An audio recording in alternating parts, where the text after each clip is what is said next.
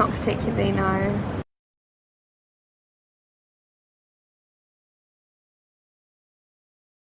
I think it's pretty minimal.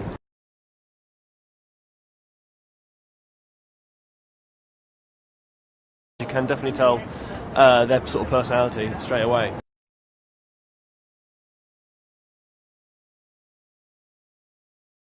None whatsoever.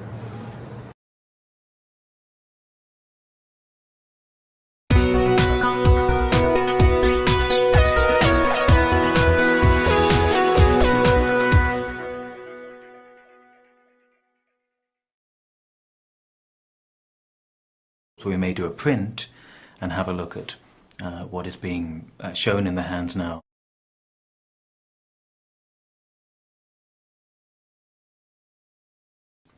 So it's our job really to encourage people to live their own lives.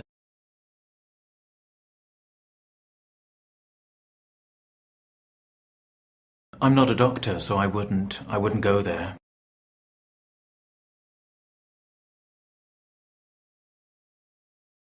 And so I thought I'd learn the subject and understand what on earth she was talking about.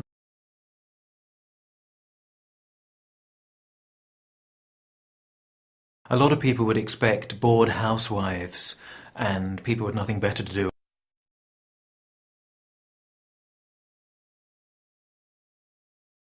But in fact, the truth is you tend to get all sorts of people.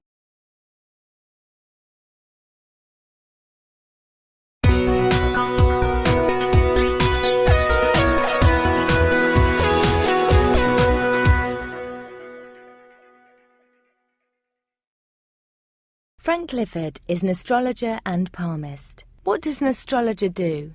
An astrologer will take your date, place and time of birth, construct a map of the heavens, a horoscope that will look at temperament, character, emotional needs and a number of other different factors. What does being a palmist mean? Well, as a palmist it's quite different from being an astrologer. A palmist will look at your hands as they are now. Of course, we may do a print and have a look at what is being shown in the hands now. But whereas astrology is a birth chart set up, a horoscope set up for somebody's birth moment, the hands are your living hands, so they've developed and grown with you, of course. So they reflect where you are today and what you do. And palmists will read, again, character, perhaps past events, possible future events from the hand. So can astrologers and palmists predict people's future? A lot of astrologers and palmists would say that it's not really about reading somebody's future, it's about understanding where they are today and being able to understand who they are, where they are today and future possibilities. And I think people should come to a palmist or astrologer not to be told about an unalterable destiny or future, but to be told or given tools enough to make it themselves and be very proactive in that area themselves. So it's our job really to encourage people to live their own lives and decide their own future, not feel as though it's written anywhere and that they have nothing to do or say about the outcome. If you saw on someone's hand that they were going to have a serious illness, would you tell them? I'm not a doctor, so I wouldn't go there. I certainly wouldn't talk about anything medical. But if somebody comes and they've had cancer or they're in the process of being treated for an illness, that's something we might discuss. But it's certainly something I wouldn't predict because I don't necessarily believe in making predictions.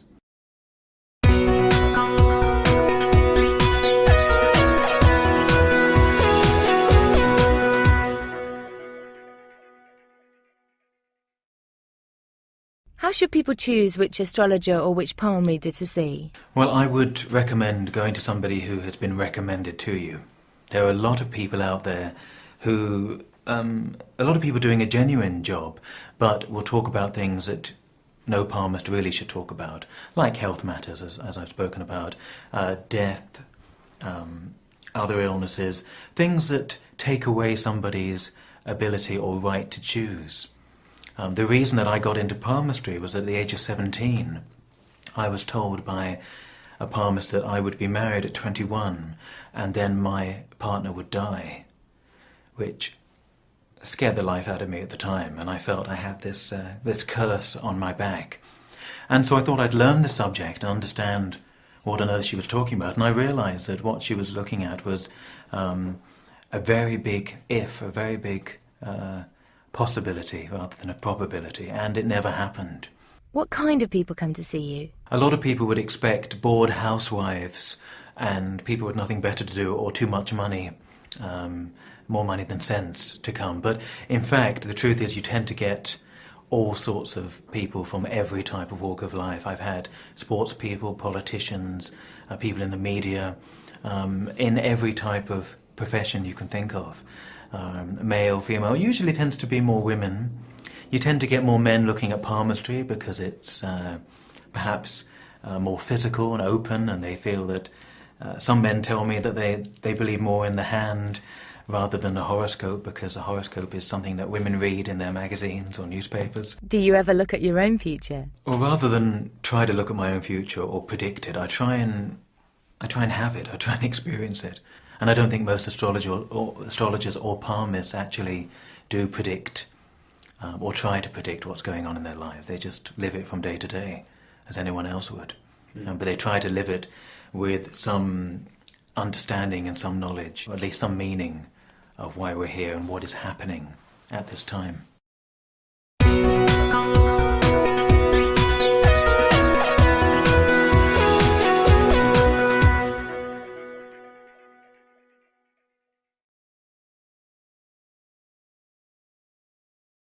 How do you feel when you fly?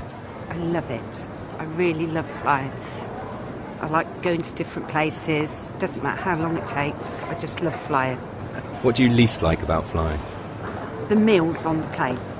That's what I don't like about flying. Have you ever had a frustrating experience when you were flying? Yes, I did actually last year, but it wasn't actually on the plane. It was beforehand. I had too much luggage at Delhi Airport, and they wouldn't let me on the plane. And they were trying to say that I had to pay a lot of money, but eventually I bribed somebody.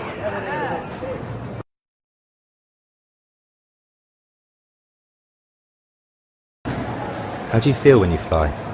I love flying. I do.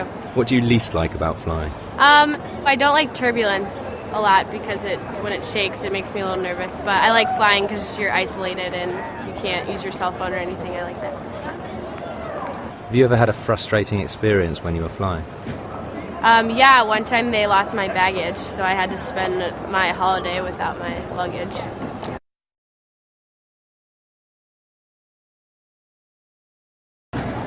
How do you feel when you fly? Predominantly comfortable. I think it's a state of mind. What do you least like about flying? That I'm not in control of the situation that I'm in, that I'm putting my safety in somebody else's hands. Have you ever had a frustrating experience when you were flying? Air travel, security-wise, is very frustrating. Not being able to take things on a plane and the huge queues at the airports.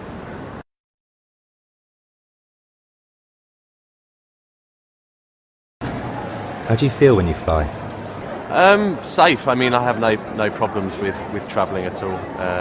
Security checks are a bit annoying, but it's kind of necessary evil, I suppose. What do you least like about flying? Probably either the leg room or the food. Probably the two worst. Have you ever had a frustrating experience when you were flying? Stopover in Chicago for quite a while, a few years ago, but nothing major. No.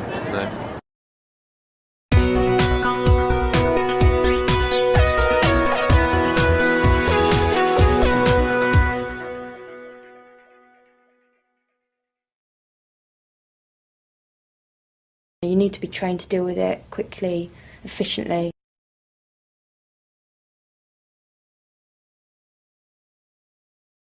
Just someone who's a team player, really.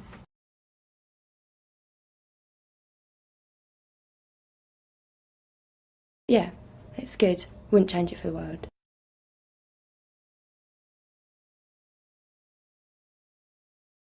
You do suffer a lot, but you know, it's part of the job. You just sort of get on with it.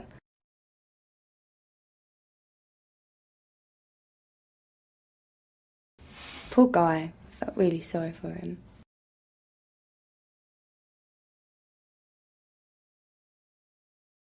I feel really safe up there. Really safe. Otherwise I wouldn't do it.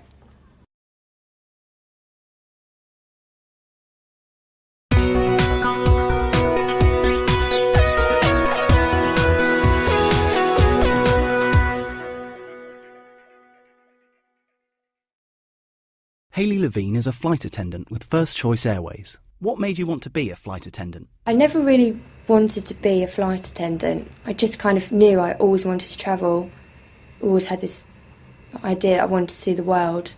Saw an advert in a newspaper, went for the interview, got the job and loved it. And it's definitely for me, definitely. What kind of training did you have? In order to become a flight attendant, you have your group interview first, you're singled out, you have a one-on-one interview, and then if you pass that stage, you go on to your training, which is 5 weeks. First week's all about customer service, relations, things like that. And then you go on to all your safety training, which is 4 weeks, intensive training. You know, how to deal with fires, evacuations, water landing, passengers. And then you're quite well trained on immediate care. So, you know, it's quite an important part of our job. If something happens up in the air, something medical, you know, you need to be trained to deal with it quickly, efficiently. What kind of person do you think the airlines are looking for? I mean, what kind of person makes a good flight attendant? I don't know exactly what they're looking for, but I can only think they look for someone who's quite outgoing, someone who's can work well in a team. You have to be a certain kind of character to do what we do. I mean, you fly with different people every day. You know, you go into work, anything could happen. There's thousands and thousands of crew. You don't work with the same people. You need to be able to just get on with people that you've never met before, work under pressure sometimes. So I think they're looking for someone who's, you know, quite competent in what they do, quite confident. Just someone who's a team player, really. Tell me, what do you think are good and bad sides of the job? Good sides, obviously, I get to see the world pretty much for free. I mean, that's amazing. You couldn't ask for anything more, really.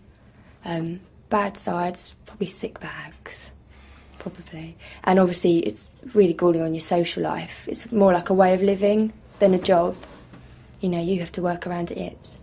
So, but yeah, it's good. Wouldn't change it for the world. Are there any other downsides? Probably the jet lag, that's quite bad. Definitely, you do suffer a lot, but, you know, it's part of the job. You just sort of get on with it. Have you got any tips for dealing with jet lag? Tips? I don't wear a watch. Sometimes that helps. And if you're going sort of east, you just try and stay up. Just try and fight the jet lag. It's the best way. I definitely find it easier going east than I do west. I don't know why that is.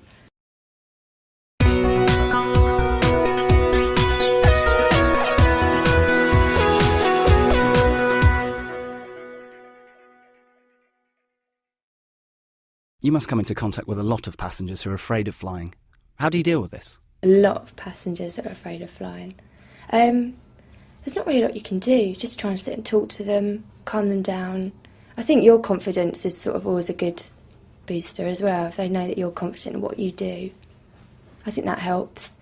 Most of them are okay after takeoff. It's just that initial getting into the air, and then they're all right. How can you tell if someone's scared? If they're a scared flyer, they do usually let you know, or they walk on shaking so much it's pretty obvious that they're scared of flying.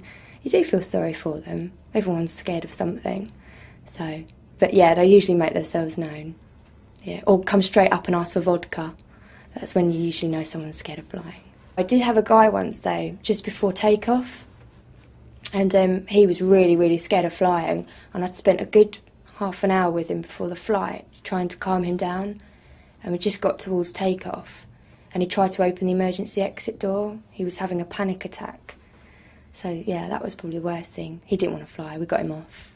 Poor guy. Felt really sorry for him.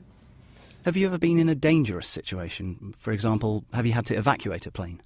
I've never had to evacuate an aircraft, never, and hopefully never will. But we're trained to do that, so, you know, really well trained to do that. But hopefully nothing like that will ever happen. I've never even remotely come close to it, so that's good. Have you ever felt nervous or frightened on a flight? No, not really. Never, actually. I think the worst thing's probably a bit of turbulence. But to be honest, that's an excuse to sit down and have a cup of tea. So you know. No, I've never really felt frightened in the air. I feel really safe up there. Really safe. Otherwise I wouldn't do it.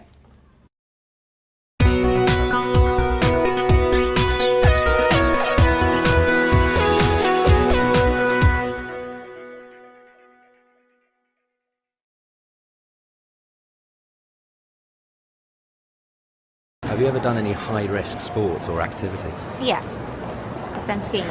What was it like? It was pretty difficult because it's difficult to coordinate. So it was scary and it was funny and I was just making fool of myself.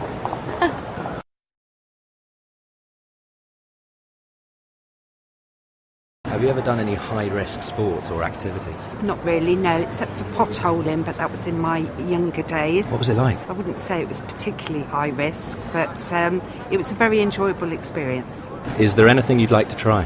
I've always wanted to try skiing, but I've never done it. But I think that would be really exciting to go skiing and go down the mountains free and what have you. But I think I'm a bit old now.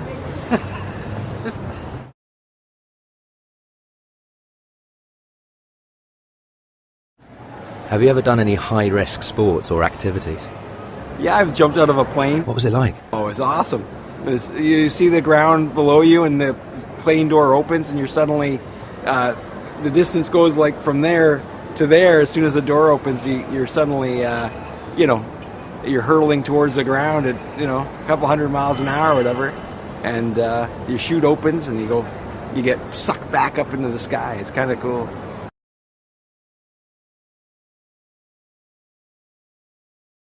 Have you ever done any high-risk sports or activities? I've climbed, I've caved, I've whitewater rafted down the Zambezi. Do they count?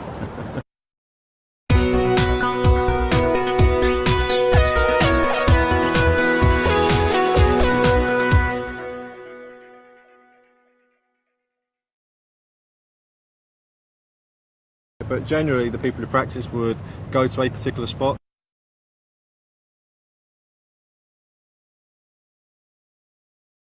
Someone leading the way and the rest following.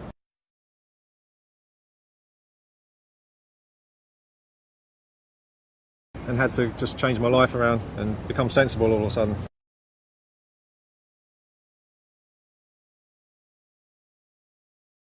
On the face of it, what we do seems to be quite dangerous.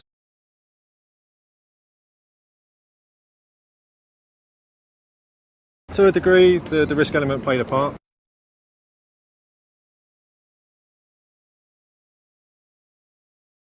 As long as you start out very small scale.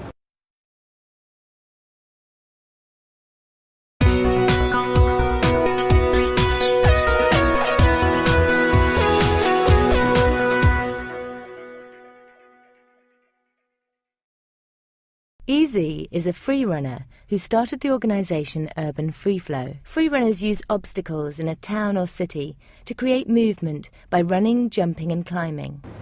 Can you do free running anywhere? I mean, for example, if you're on your way somewhere. Yeah, I mean, if you wanted to, you could kind of, do it anywhere, and if you're on your way to work, you could do it. But generally, the people who practice would go to a particular spot and practice there, and then move on elsewhere. Where do you most enjoy doing it?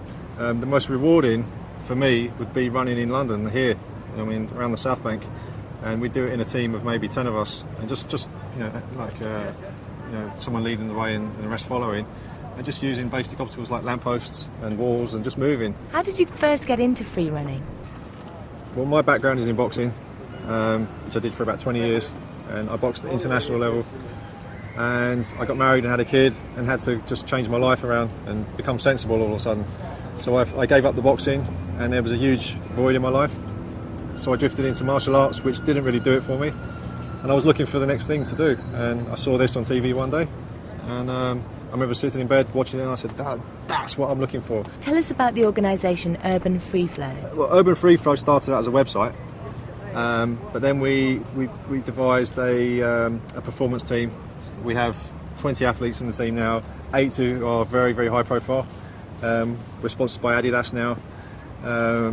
We take care of all sorts of commercials and movies in that sense. We teach as well. We teach in schools. We've taught the army, the police. What do you do with the police? The police run these schemes for youth offenders, and they're trying to get them out of doing bad things. So it's seen as a positive thing to do. It's seen as a very cool thing to do, and for the youth, it's very engaging. So that's what we do for them. What about in schools? In terms of schools, same again. There's a big problem in the UK with obesity, and kids just aren't practicing anything. They're not doing any PE, they're not doing any kind of sports. Whereas what we do is perceived as being very cool, and unwittingly they're taking part and exercising. So that seems to be a very positive thing.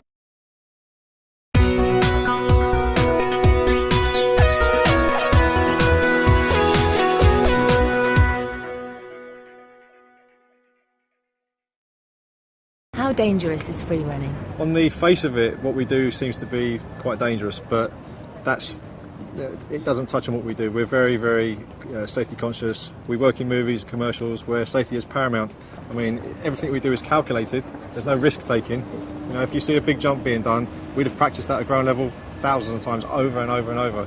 I think, if anything, the key word for what we do is repetition. What attracted you especially about free running?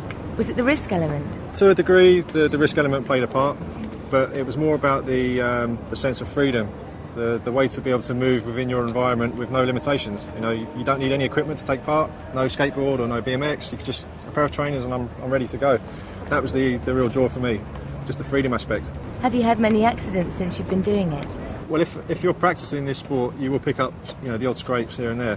You get blisters on your hands and calluses, which is normal. You might get the odd sprained ankle. Personally, I fell out of a tree once and fell on my head, which wasn't very nice, and I had to go to the hospital here. Is free running really something that anyone can do? It helps if you have a background in some kind of sport, but it isn't essential. You can start from being a complete beginner. Gymnastics would help, but you could be just someone who plays football or does a bit of running and pick it up straight away. As long as you start out very small scale and take your time, there's no problem.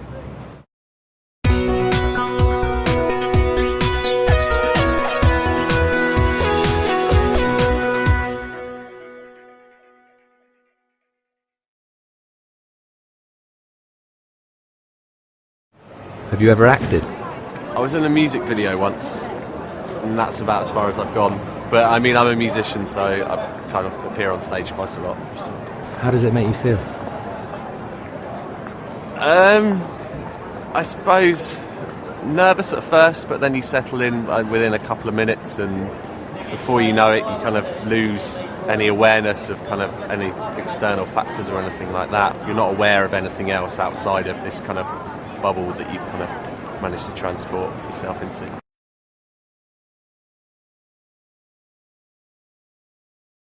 Have you ever acted? Yes, I was in the Royal Shakespeare Company up in my area and did a few plays and a few musicals. And I'm a specialist makeup artist, so I kind of work with actors doing all their makeup and zombies and that. What do you like about it? The buzz of it, being able to be someone else in front of people, and just being someone else is good.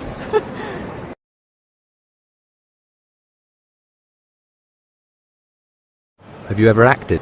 Yes, I have. I'm studying acting now. I'm a student studying theatre and music.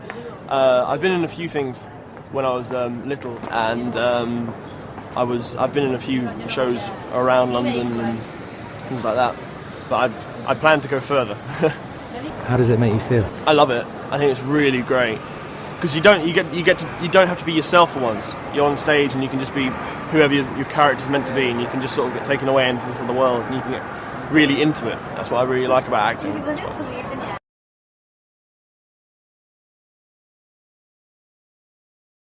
Have you ever acted? Yeah, I'm in like a drama youth group, so a couple of plays I've been in, like Bugsy Malone and The Wizard of Oz, modernised one and stuff, so yeah.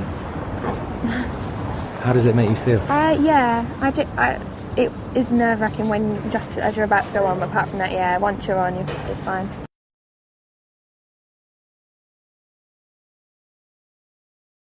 Have you ever acted? Possibly not since I was at school. No, I don't think. Not since I was at school, no. How did it make you feel? Very nervous beforehand, very apprehensive beforehand, and then quite excited when it all went well, yes.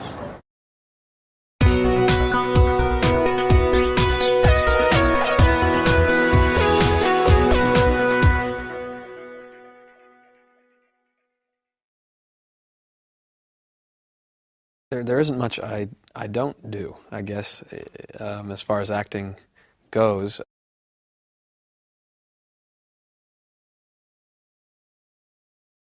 You just show up and you're expected to know all your lines.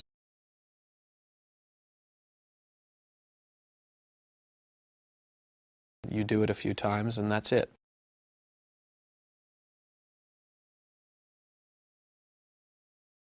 It's amazing the difference it makes when the writing is good.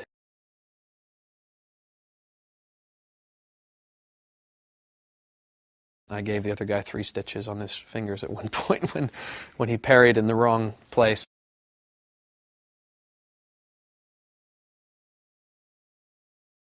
You get to do it over and over again.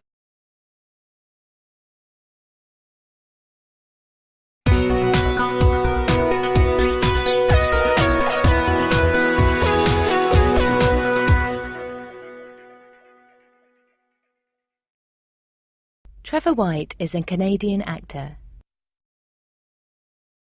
Can you tell us a bit about the kind of acting you do? There isn't much I don't do, I guess, as far as acting goes. There's theater, obviously, film work, television work, sometimes commercials, and even voiceover work, which is for radio or for television, or even sometimes animated shows where you lend your voice to those as well. So I've rarely said no to an acting job.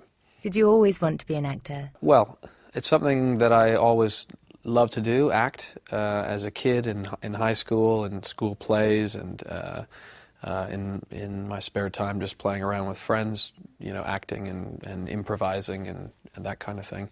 But I don't think I ever believed that I could or ever took it seriously to act as a profession. Or for the rest of my life. So I went into university and took economics as a more practical thing to do, but I didn't really enjoy it, I guess, and ultimately after university I started taking some acting classes and really enjoyed that, and then started doing student films and fringe theater and unpaid work just to get experience in acting, and loved it, and then started doing it more seriously and got an agent and started getting proper acting jobs, and that was about 13 years ago. What's the most difficult thing about preparing for a new role? It really depends. When you do a play, for example, you have 3, 4, sometimes even 6 weeks to rehearse with the other people and the director and the props and everything. So you have a long time to learn your lines, to as it were, find the character. The memorization is the most like real work. That can be difficult, just memorizing lots of lines. But and in film and television, you don't have the benefit of rehearsal. You just show up and you're expected to know all your lines, and then you do it a few times, and that's it. So you have to be very disciplined and get all that ready in advance. How do you learn your lines? I have a dictaphone, actually, which I just record the other people's lines, obviously in my voice. I don't do strange character voices, because that would be weird. I just say their line, I stop it, I say my line, I play the next line. So you just basically record all the other lines in any given scene, and play it back and just work through it slowly. It's amazing the difference it makes when the writing is good and it makes sense. It's much easier to memorize. But if sometimes you audition for a bad science fiction TV show or a horror movie or something, you often have a much harder time memorizing poorly written lines because they're just bad. But of course it's your job, so you do it.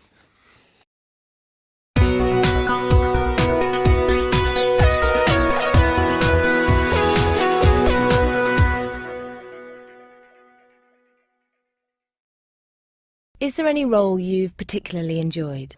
There's a few roles that I've played, or oftentimes when you do something, it's the whole experience of a job, not necessarily just the part you have in it. earlier this year, I got to work for the Royal Shakespeare Company for the first time, and we did Coriolanus, one of Shakespeare's lesser performed plays, in Stratford, in Washington, in America, also in Newcastle here in the United Kingdom, and in Madrid in Spain, for 5 months, which was amazing. What's the most difficult role that you've ever had to play? Well, I suppose this last role that I played is one of the most difficult parts, Tullus Ophidius and Coriolanus, because there were lots of things that were very demanding about the part. We had to do a huge sword and axe fight in the middle of the play, which I'd done stage combat before, but never anything like this. We were using actual, I mean, they were blunt swords and axes, but they were still very large pieces of metal, and we had a couple of small accidents, but no major ones, luckily. I gave the other guy 3 stitches on his fingers at one point when he parried in the wrong place. That's my opinion, anyway. Do you prefer working in the theatre or in film and TV? I think theatre is the most satisfying work in acting oftentimes, because you get to do it over and over again in front of a live audience, but it doesn't tend to pay as well as film and television, which is also fun, but not as glamorous as people might think it is, I guess. So being an actor isn't really glamorous? No, I don't think acting is a glamorous life, particularly in, well, I guess in any way. In theatre, it's, you know, you don't really earn that much money, and you work hard. And film and television work is, it can be a lot of fun. You can get to work with some famous people sometimes, or some very talented people that you admire, and that's a thrilling thing. And yeah, you get to shoot guns, or go on car chases, and all those things are really fun. But most of the time, the 90% of the day, even when you're doing exciting things, you're just sitting and waiting around. You're always waiting around. They're always fixing lights, setting up new camera positions, trying to figure out who's going where, when, and it takes them to film a proper, feature film takes months, and maybe in all that time, only 2 or 3 of those days, all told, is actually you doing anything. So, I think a lot of people get into extra work and stuff because they think, oh, this will be really glamorous, but you end up sort of reading a book about 9 hours a day. And I've never been on a red carpet, so I suppose I can't judge. That looks glamorous.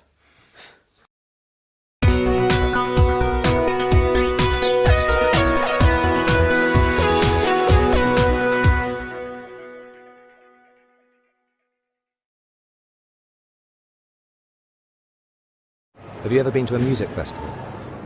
Yes. Isle of Wight in the 70s. What was it like?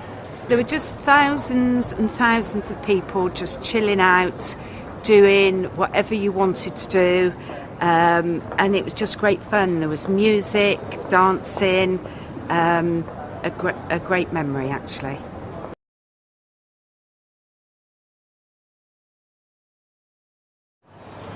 Have you ever been to a music festival? Yes. Which ones? We have a rock festival back home in Ohio that we go to. A lot of my friends and I go to. What was it like? I don't know what it's called, but it's just like a whole bunch of alternative music. It's like 2 days long, and you all go, and it's just a fun time, all outside. And there's a ton of people. They're all usually younger, from like college age usually, and they just have a whole bunch of stages set up, and there's just bars in different places, and you can just go and just hang out and listen to some music.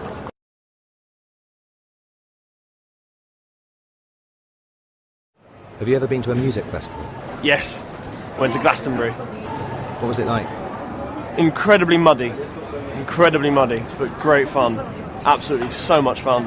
Didn't get any sleep at all.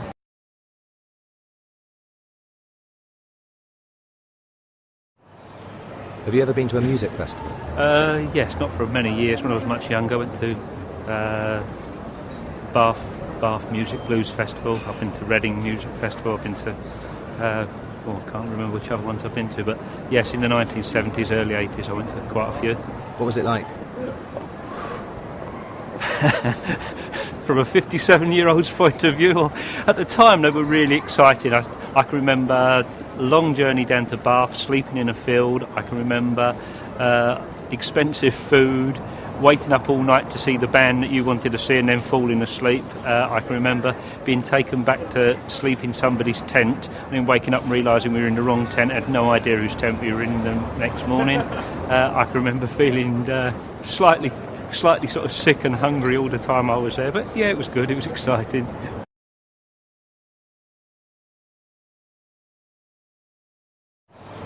Have you ever been to a music festival? No. Oh, yeah, actually. The Big Chill. I went to the Big Chill. What was it like? Yeah, it was really good. I went with my dad and my sister, and we went in a camper van. So we camped, and yeah, it was good.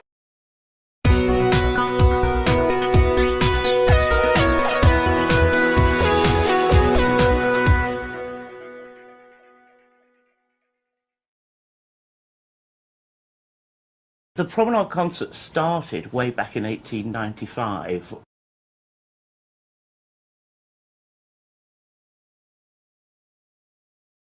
It basically means that people are able to walk around and stand during the music.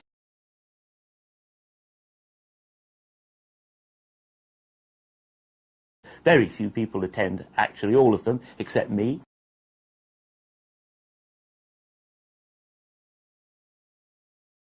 Very oddly, we had programmed 2 or 3 requiems in that last 2 weeks of the season.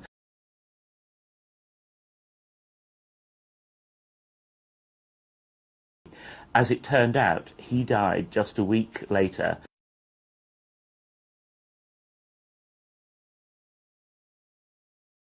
Unfortunately, I mean, it could have been called absolutely anything.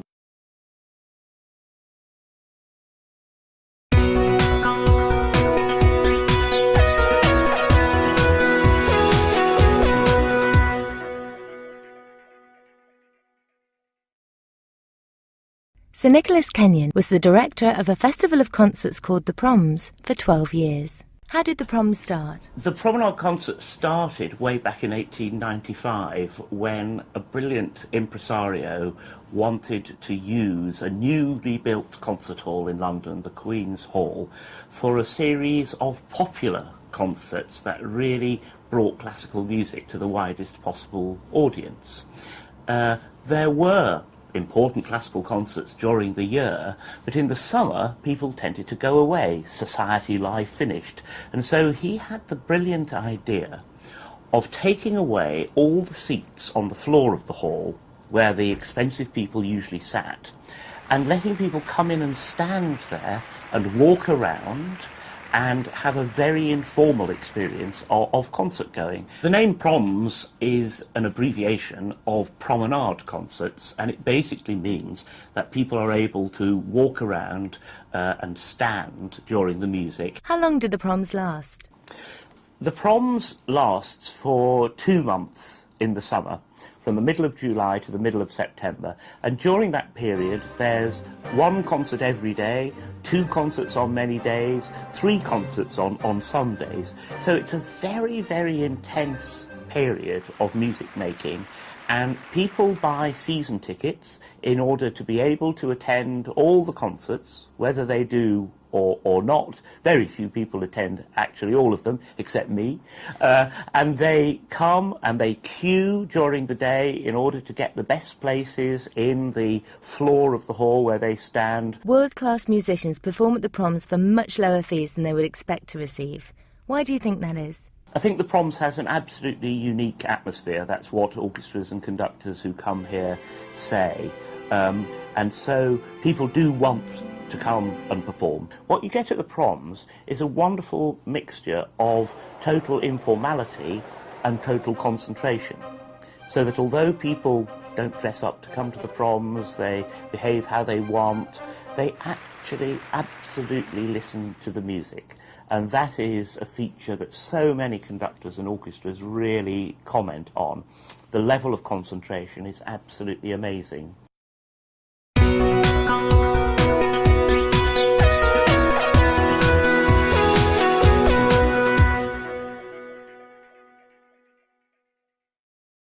There must have been many truly memorable concerts during your time as director of the Proms.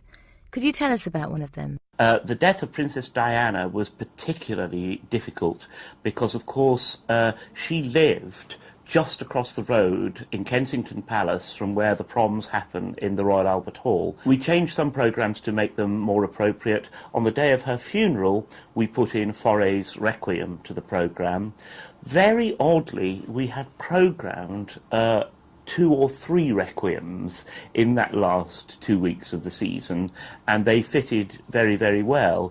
We then lost another major figure of the musical world, the conductor Sir George Solti, who was to have conducted the Verdi Requiem on the last Friday of the season. And he had been a very good friend of Princess Diana, and indeed had rung me up just after Diana's death to say that he wanted to dedicate this Verdi Requiem to her memory. As it turned out, he died just a week later, and so another conductor, Colin Davis, took over that Verdi Requiem and dedicated it to both of them. And it was a fantastically charged atmosphere in the hall. I can't remember such an electric occasion as that. I understand there was also another spooky coincidence in the programme at the time of Diana's death. Could you tell us about it? A wonderful American composer called John Adams had written an absolutely wonderful piece which we were going to do on the last night of the proms in 1997. Unfortunately, I mean, it could have been called absolutely anything, this piece. It's a whirling, abstract piece of fanfare music. Unfortunately, he had called it Short Ride in a Fast Machine. And so it was perfectly obvious from the first moment that we had to take that piece out and change the programme. Are there any embarrassing or amusing experiences you remember? Well, one of the things that was a real challenge to the proms was the arrival of the mobile phone. Because in the beginning people didn't know how to use them, when to switch them off, and the Albert Hall is a very, very big space, and mobile phones would go off in concerts, and it could be very embarrassing.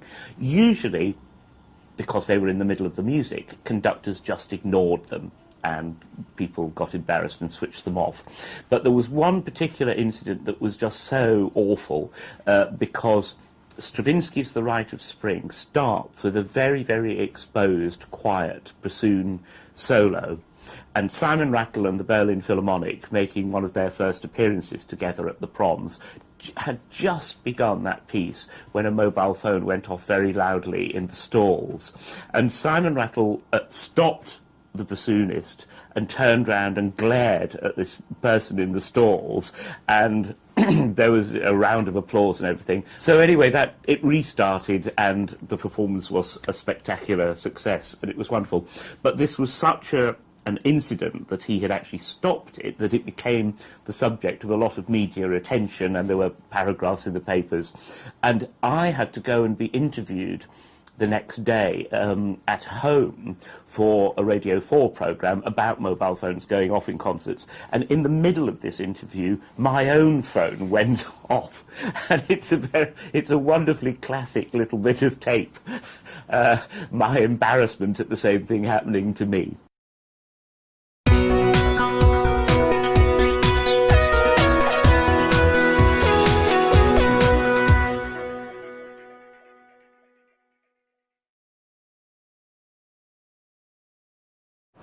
What's your favourite city?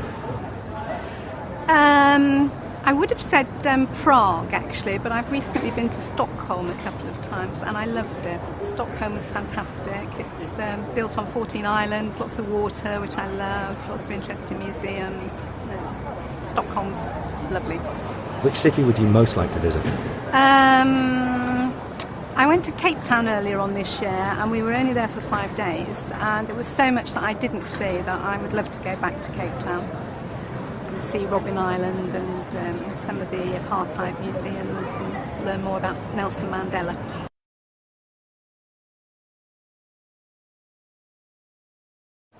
What's your favourite city? Probably Delhi, because of the difference in culture and the monuments that are there and the people, and looking at the cultural differences of how we live and how they live, and I just find everyone so nice, so friendly. Which city would you most like to visit? I would most like to visit Barcelona because I've heard the shopping's very good.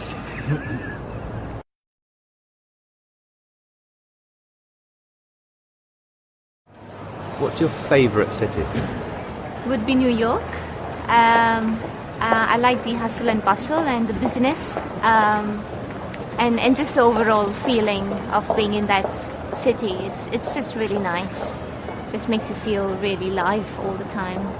Lots and lots of things to do, and just goes on. It just doesn't stop. Which city would you most like to visit? I'd like to go to Sydney, see what that's like.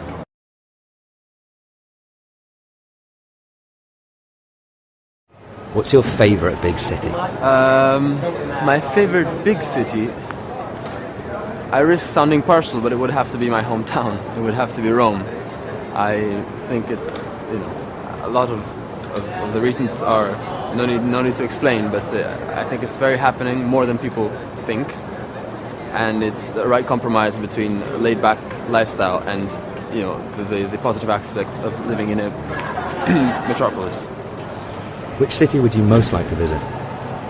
Either Casablanca, place like that. I'm just fascinated with that part of the world.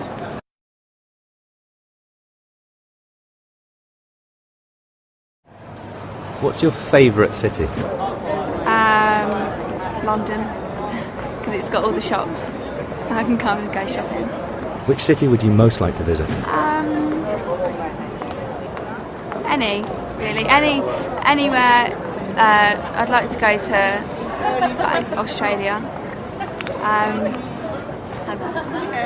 Anywhere hot, anywhere with shops, anywhere.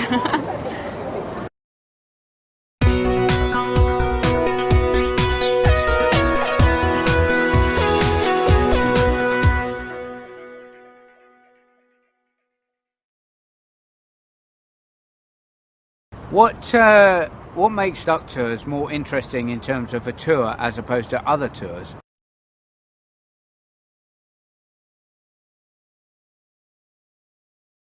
But that, fortunately, is quite a rare thing.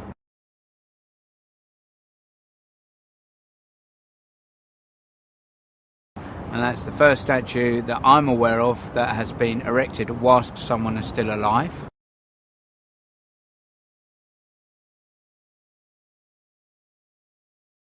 Additionally, we have a number of heroes in our country.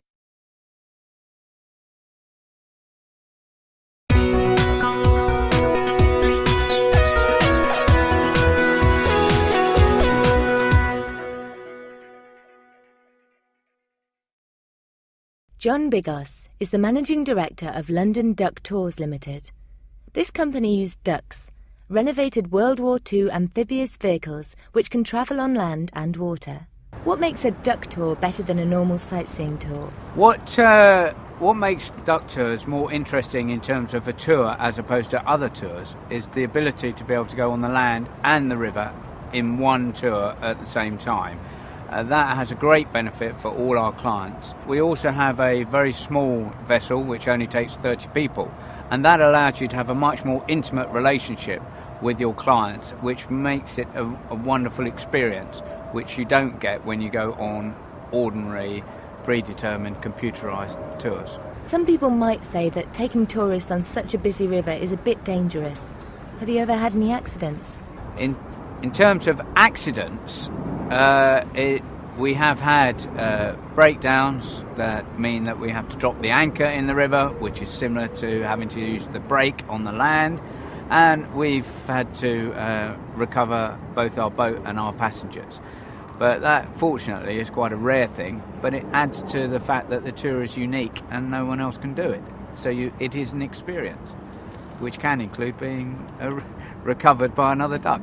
Do you ever have to rescue other people on the river? When we are on the river, we are one of the most frequent users of this part of the river, and people will often fall or jump off Westminster Bridge, Lambeth Bridge, or indeed Vauxhall Bridge, and therefore we will be within the vicinity and often have to rescue people who have either fallen off accidentally or deliberately tried to commit suicide. So in terms of the river, it is a very serious river with a very fast flowing tide, and we treat it with the utmost respect.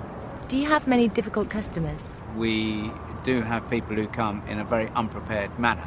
For example, a lady in a mink coat who then gets wet, and she asks for the mink coat to be specifically cleaned, which would cost us a whole day's revenue, which the coat was very expensive. And the good news is that she was travelling abroad back to her homeland, and unfortunately we were unable to get it cleaned within the time that she asked, and in the circumstances it didn't cost us any money. So those sort of people can be difficult, as well as your normal customers who either don't think they've had the service they requested, or the tour was not up to a standard that they thought they would like, probably because they're afraid of water.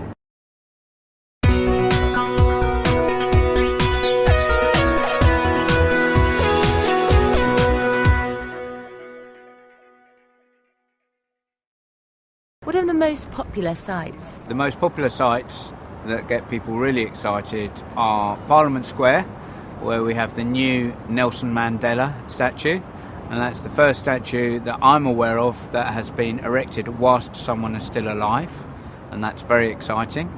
Additionally, we have a number of heroes in our country, and Trafalgar Square with all the fountains, and Nelson's column really excite people. And finally, we obviously have MI6, which is where our vessels go into the water, and it is also where the film The Living Daylights and The World Is Not Enough started, where the boat came out of the second floor window, and as a duck we replicate that in our own style. What are your personal favourite sites on the tour? I personally like the Houses of Parliament, because I think it's a beautifully designed building and it's got some very, very interesting features. I also favour the statue of Emmeline Pankhurst, because that is quite interesting in so much as it was only in 1928 that women were given the vote, and yet it seems so many years ago. And then in terms of large sites, obviously things like Buckingham Palace and Horse Guards are very interesting as well because of the history. What do you think is the best and worst thing about London for a tourist? I think the best thing is the fantastic variety and depth of culture that we have in our capital city here. We have over 200 different cultures and nations who live here in the centre of London, and it makes for a fantastic cosmopolitan city with so much variety that it is impossible to get bored. It is a fabulous capital to come to as a tourist. In terms of the worst things for tourists in London, I don't think our capital has yet reached the standards of service that a lot of other cities have, where you don't get good quality food at a reasonable price on time quite often, and you have a lot of delays in terms of travel and congestion, and therefore there are many things that can still be done to improve the quality of service for a fantastic capital city.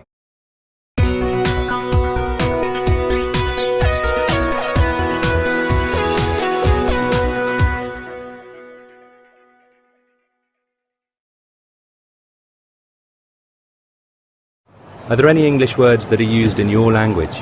Yes, for example, hamburger. It's used, I think, worldwide, but in Poland we say hamburger. Yes, maybe computer. In Poland, computer. There are plenty of words like that. Plenty of words that are about cuisine. Hot dog in Polish. Oh, really plenty of words like that. Do you think it would be better to use your own words? No, I don't think so, because they're used everywhere in this world, and why not in Poland?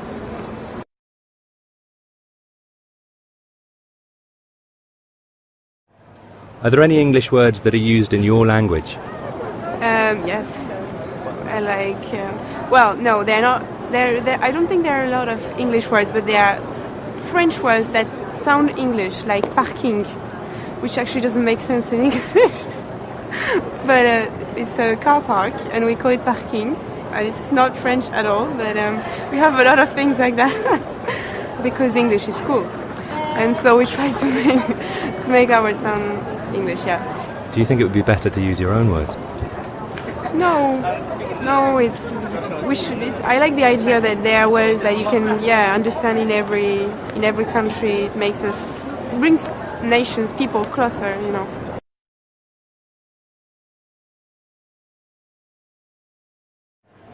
Are there any English words that are used in your language? An English word that's used in Italian language. Everything to do with technology, everything to do with the internet and the internet itself. Well, someone could argue that internet is actually Latin, but say download. We've given up saying the Italian version of downloading, which is scaricare, and most people just go with downloadare, which sounds very odd to the Italian ear, but we're going with it. Do you think it would be better to use your own words? I don't think it's necessary to set off on a crusade to defend the language, in so much as, as specific areas which are just the domain of another language. In Italian is the main domain in say music. No one complains around the world because you say pianissimo when you have to play softly.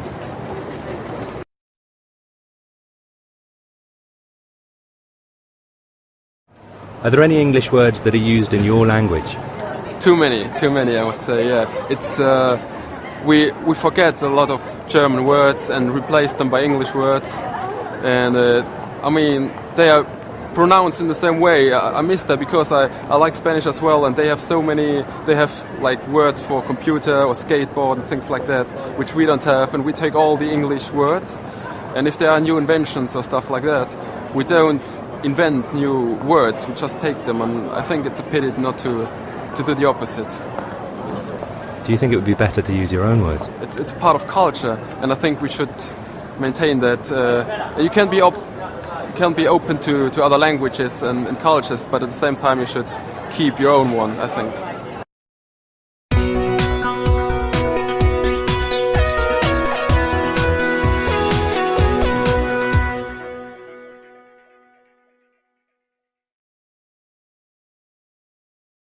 Normally, dictionary makers will wait about 5 years to see whether or not a word will survive.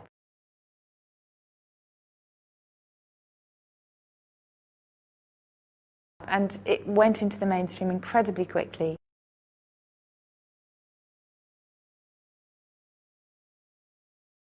One of my favourite is chauffeurs, which is a cross between a chair and a sofa.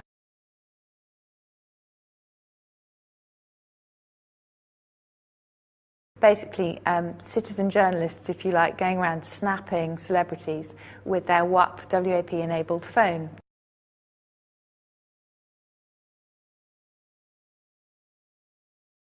So cool, for example, was around probably in the late 19th century.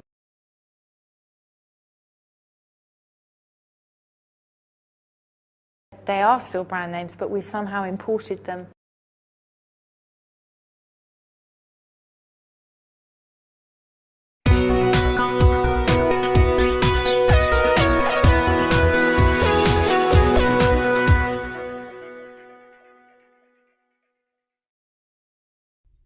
Susie Dent is a well-known English lexicographer who also appears in the popular British TV quiz Countdown. Could you give us an estimate of how many new words come into the English language each year?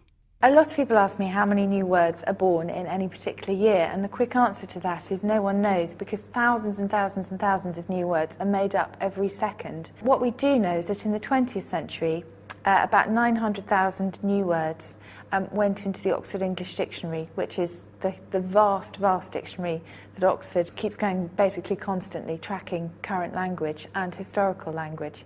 So that means on average about 900 words each year made it in a significant enough way to get into the dictionary. How does a new word or expression get into the dictionary? Normally dictionary makers will wait about 5 years to see whether or not a word will survive before they put it in. So they have quite strict criteria. There are exceptions to that, and bling is a prime example. It went into the dictionary very, very soon. Bling is a wonderful word that is used by journalists particularly to sum up the sort of celebrity-obsessed, very materialistic opening years of the 21st century. But in fact, it was coined in 1999, and it was coined by a rapper. And I think it's an absolutely beautiful example of how US black slang particularly, and hip-hop and rap have had a major influence on British slang particularly today. And it was used by the rapper Baby Gangster, or BG. And it was probably suggestive of lights flashing off jewellery, so it was bling, and that's how it was taken up. And it went into the mainstream incredibly quickly.